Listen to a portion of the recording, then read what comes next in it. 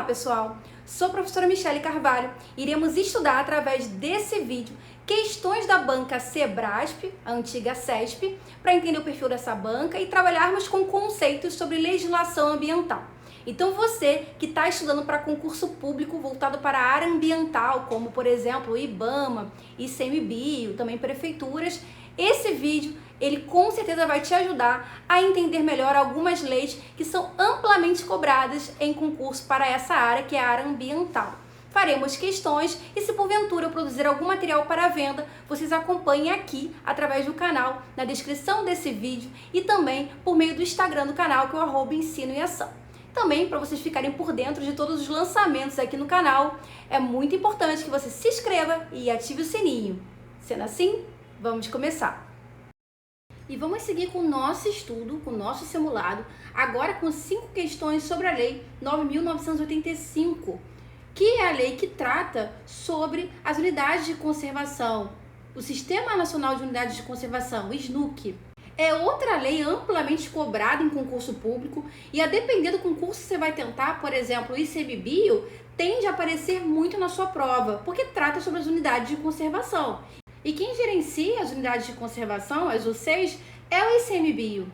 A questão diz o seguinte: a restauração de ecossistemas degradados constitui um dos objetivos do Sistema Nacional de Unidades de Conservação da Natureza, o SNUC. Então, uma questão que está cobrando os objetivos do Sistema Nacional de Unidades de Conservação. Eu vou falar para vocês aqui todos os objetivos, que está no artigo 4º. E também tem aqui um estudo na playlist de legislação ambiental. Nós temos dois vídeos sobre essa lei, tá? Vale muito a pena vocês assistirem. Então vamos lá. O SNUC tem alguns objetivos, como contribuir para a manutenção da diversidade biológica e dos recursos genéticos no território nacional e nas águas jurisdicionais. Então, o SNUC, que é o Sistema Nacional de Unidades de Conservação, vai manter a diversidade biológica do território nacional, tá? Então, a diversidade biológica, a diversidade de espécies que fazem parte desse território, inclusive os recursos genéticos, né? Os recursos genéticos que vão permitir ali uma diversidade, uma variabilidade genética em termos de espécie, e com isso nós temos diversidade, o que é muito importante. A diversidade, ela é muito importante para a conservação das espécies. A diversidade permite com que nós tenhamos ali um rol de respostas adaptativas e com isso nós temos a maior possibilidade de sobrevivência de diferentes indivíduos frente a uma diversidade ambiental, né? Via seleção natural. Então, quando você tem ali diversidade de respostas, você consegue ter um número maior de sobreviventes. Quando você tem indivíduos idênticos, não tendo ali variabilidade genética, você tem apenas um tipo de resposta. Se essa resposta for negativa frente a uma alteração ambiental, todo mundo morre. Então, por isso a variabilidade genética é tão importante, e o SNUC tem como um dos objetivos manter essa diversidade biológica e também dos recursos genéticos no território nacional e nas águas jurisdicionais. Também proteger as espécies ameaçadas de extinção no âmbito regional e nacional. Então percebam que o SNUC, ele atua no âmbito nacional e também no âmbito regional, tá? Aqui estamos falando de um Sistema Nacional de Unidades de Conservação da Natureza, tá? Então vai proteger as espécies que estão ameaçadas de extinção, que podem desaparecer, que tem poucos indivíduos representativos ali daquela espécie. Então você vai proteger, né? O SNUC visa a proteção dessas espécies no âmbito regional e nacional. Também contribui para a preservação e a restauração da diversidade de ecossistemas naturais. Então, buscar preservar e restaurar a diversidade. E aproveitando que nós estamos vendo aqui o termo restauração, vou puxar um gancho para poder diferenciar restauração de recuperação, porque são termos distintos e vira e mexe cai na prova de vocês, tá? A restauração é você conseguir fazer com que aquele ecossistema ele se torne muito parecido com o que ele era antes de ele ser degradado. Então, que ele fique muito próximo da sua condição original. Já a recuperação é você conseguir recuperar aquele ambiente a uma condição agora não degradada, tirar ele daquela condição degradada para uma condição não degradada. Porém, esse ambiente pode ficar diferente da sua condição original. Não tem essa obrigatoriedade de que você tenha ali os mesmos elementos de como ele era antes. Na restauração, não. Ele fica o mais próximo possível do que ele era antes. Então, buscar a preservação e a restauração da diversidade dos ecossistemas naturais também é um objetivo do SNUC. Também promover o desenvolvimento sustentável a partir de recursos naturais.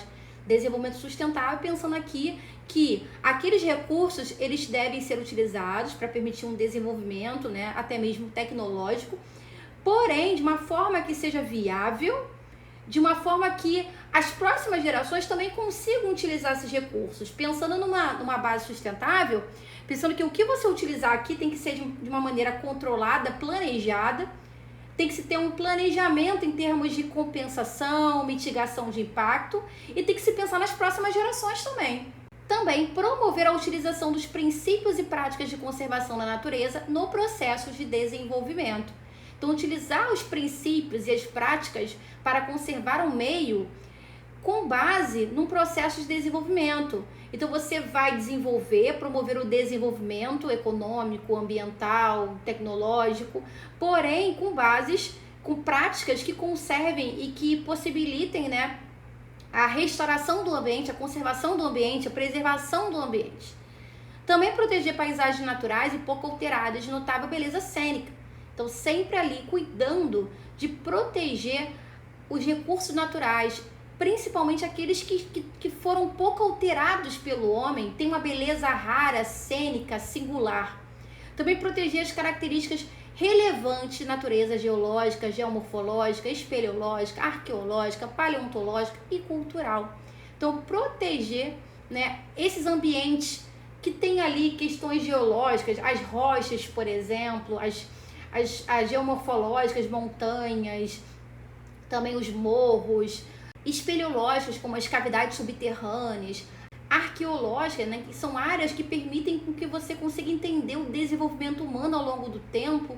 Também a paleontológica também permite com que você consiga rastrear e entender muito sobre a história do ser humano, sobre o que aconteceu no passado, e cultural, né? Então, tudo isso tem que ser conservado, e isso é um objetivo do SNUC. Também proteger e recuperar recursos hídricos e edáficos. Recursos hídricos, elementos que envolvam ali a água, e edáficos que envolvam o solo. Também recuperar ou restaurar ecossistemas degradados. Ou você recupera, né, tornando ele não degradado, ou você restaura, fazendo com que ele fique não degradado, o mais próximo possível da condição original. Também proporcionar meios de incentivos para atividade de pesquisa científica, estudos e monitoramento ambiental, né? Incentivar, fomentar a questão da pesquisa, a questão do estudo, valorizar econômica e socialmente a diversidade biológica, como eu já frisei aqui, a importância da diversidade biológica. Também favorecer condições e promover a educação e interpretação ambiental, a recreação em contato com a natureza e o turismo ecológico. Então, proporcionar meios para que nós tenhamos ali a educação ambiental, né, para que o ser humano, para que os indivíduos consigam ter contato com a natureza e consigam entender a natureza como sendo algo a ser preservado, como sendo um bem a ser preservado. Também proteger os recursos naturais necessários à subsistência de populações tradicionais, respeitando e valorizando seu conhecimento e sua cultura e promovendo-as social e economicamente. Proteger todos os recursos ali que são importantes para a subsistência das populações tradicionais, como, por exemplo, os povos originários, os povos indígenas, os quilombolas, né, que são importantes para a sua cultura. Então, proteger esses recursos. E aí a questão fala sobre a restauração de ecossistemas degradados, como sendo um dos objetivos do SNUC. E, de fato, está nesse rol do artigo 4º, né?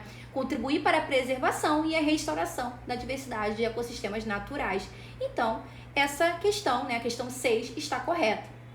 Vamos para mais uma questão. Desde que não sejam impostas restrições ao uso, é permitida a constituição de áreas de relevante interesse ecológico em propriedade privada. Para eu falar da área, que é a área de relevante interesse ecológico, eu tenho que falar para vocês sobre as unidades de conservação, porque a área é uma unidade de conservação. Segundo, né, essa lei, a Lei 9985 de 2000, as unidades de conservação que integram o SNUC se dividem em dois grupos: as unidades de proteção integral e as unidades de uso sustentável. As unidades de proteção integral são as menores, têm menor número.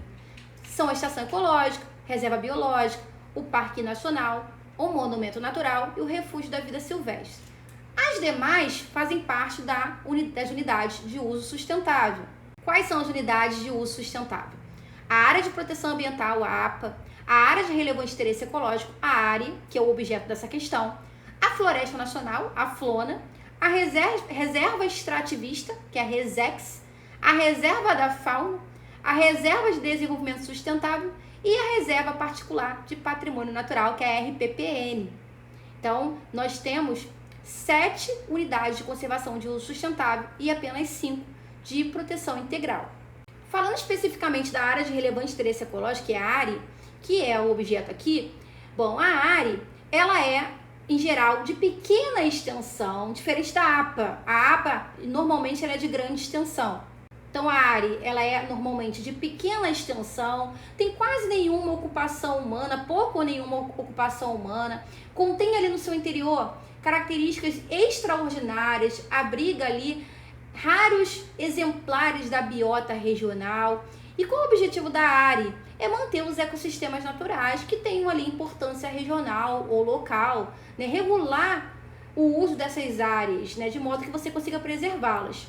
Vai dizer também que a ARE é constituída por terras públicas ou privadas e, respeitando os limites constitucionais, podem ser estabelecidas normas e restrições para a utilização de uma propriedade privada localizada no interior de uma área de relevante interesse ecológico. Então, como eu falei, a ARE pode ter tanto terras públicas quanto privadas. Como é que fica a questão das terras privadas no interior da ARE? Bom, tem que ter ali normas e restrições, né, em relação, pode ter, né, normas e restrições em relação à utilização dessas propriedades no interior da área. Só que percebam que a afirmativa coloca que desde que não sejam impostas restrições ao uso, é permitida a constituição da área de relevante interesse ecológico em propriedade privada. Desde que não sejam impostas restrições ao uso, isso contraria esse parágrafo 2º do artigo 16, que fala que, respeitando os limites constitucionais, podem sim ser estabelecidos normas e restrições. Fala claramente aqui, podem ser estabelecidas normas e restrições para a utilização de uma propriedade privada dentro de uma área. Então, pode sim ser estabelecidas normas e restrições. Aqui fala que, coloca como se fosse uma condicionante, não serem impostas restrições ao uso. Tá? Então, essa questão aqui, ela está errada.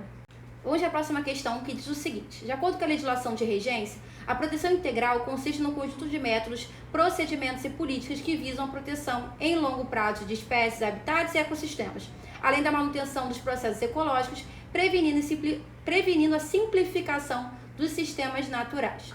É uma questão que cobra conceitos e a Lei 9985, ela traz vários conceitos importantes que são cobrados em prova. Então ele cobra aqui que você saiba o conceito de proteção integral. E a proteção integral é a manutenção dos ecossistemas livres de alterações causadas por interferência humana, admitindo apenas o uso indireto de seus atributos naturais. Então a proteção integral consiste em você manter os ecossistemas livres de interferência humana, de modo que eles fiquem protegidos ali do contato humano, da interferência, das alterações provocadas pelo homem, admitindo apenas o uso indireto dos elementos que pertencem ali àquelas áreas de proteção integral. E o que seria esse uso indireto? É aquele que não envolve consumo, que não envolve coleta, dano ou destruição dos recursos naturais. Diferente do uso direto, que envolve coleta e uso. Né? Você pode comercializar aquilo que você coletou, né? Daqueles recursos naturais que você está utilizando. Já o uso indireto não envolve nenhum tipo de consumo, não envolve coleta, você não pode danificar e destruir aqueles recursos naturais. E percebam que a questão não traz o conceito de proteção integral. A gente já entendeu que a proteção integral é isso, você proteger o ambiente da interferência humana, permitindo apenas o uso indireto daqueles recursos. Aqui ele fala que consiste no conjunto de métodos, procedimentos, políticas que visem a proteção em longo prazo de espécies, habitats e ecossistemas. Não tem nada a ver com o conceito de proteção integral. Esse conceito, na verdade, é o conceito de preservação. A preservação que consiste nesse conjunto de métodos, procedimentos, políticas que visem essa proteção das espécies, dos ambientes, dos ecossistemas. Proteção essa a longo prazo, para você fazer a manutenção dos processos ecológicos, prevenindo a simplificação dos sistemas naturais. Prevenindo que os sistemas naturais eles fiquem cada vez mais reduzidos. Tá? Isso é o conceito de preservação. Portanto, essa questão está errada. Vamos para mais uma questão que diz o seguinte: a Floresta Nacional constitui o grupo das unidades de uso sustentável que compõe o SNUC e é caracterizada como área com cobertura florestal de espécies predominantemente nativas que tem como objetivo básico o uso múltiplo e sustentável dos recursos florestais e a pesquisa científica, com ênfase em métodos para exploração sustentável de florestas nativas. Como eu já citei para vocês em outra questão aqui desse vídeo, nós temos dois tipos, de dois grupos de unidades de conservação, as de proteção integral e as de uso sustentável. A Floresta Nacional faz parte das unidades de conservação de uso sustentável. Não só a Floresta Nacional, como também a APA, que é a Área de Proteção Ambiental, a ARE, que é a Área de Relevante Interesse Ecológico, também a Reserva Extrativista, a Reserva da Fauna, a Reserva de Desenvolvimento Sustentável e a RPPN, que é a Reserva Particular de Patrimônio Natural. E aí, se formos ver na letra da lei, no artigo 17, o conceito de FLONA da Floresta Nacional, veremos que é uma área com cobertura florestal que concentra predominantemente as espécies nativas, que são espécies que já nasceram ali. É o contrário de espécie exótica. A espécie exótica ela é levada àquele local, ela não é natural daquele local, ela não é originária daquele local. A espécie nativa não, ela é originária daquele local. Então a FLONA, ela tem ali espécies predominantemente nativas e o objetivo da FLONA é o uso múltiplo sustentável dos recursos florestais e também da pesquisa científica. Então a ênfase é utilizar métodos que façam a exploração, só que uma exploração sustentável, com bases sustentáveis em relação às florestas nativas. Portanto, essa questão está correta. Vamos para a última questão desse vídeo, que fala o seguinte: as UCs de Grupo de Proteção Integral têm um conselho deliberativo com o objetivo de integrar a participação de representantes de órgãos públicos, de organizações da sociedade civil e de proprietários e populações tradicionais, eventualmente residentes na área, até a respectiva desocupação. Então ele está falando aqui que apenas as UCs, de Grupo de Proteção Integral, que tem conselho deliberativo. E esse conselho deliberativo vai gerir a questão ali da participação popular, dos órgãos públicos, para poder ajudar no gerenciamento, na tomada de decisões relacionadas à questão envolvendo aquela unidade de conservação. Porém, segundo a lei que institui o SNUC, apenas 2 unidades de conservação possuem conselho deliberativo, que é a RESEX, a Reserva Extrativista, e é a Reserva de Desenvolvimento Sustentável. E essas 2 unidades de conservação, elas não são de proteção integral, elas são de uso sustentável, tá? São unidades de conservação de uso sustentável, a RESEX e a Reserva de Desenvolvimento Sustentável. Além dessas 2 unidades de conservação, a Reserva da Biosfera também possui um conselho deliberativo. Só que vale frisar aqui que a Reserva da Biosfera não é uma unidade de conservação, tá? A Reserva da Biosfera é um modelo que foi adotado internacionalmente para poder promover uma gestão integrada, participativa, Então não é uma unidade de conservação, ok? As unidades de conservação são de 2 grupos que nós já vimos, a proteção integral e o uso sustentável.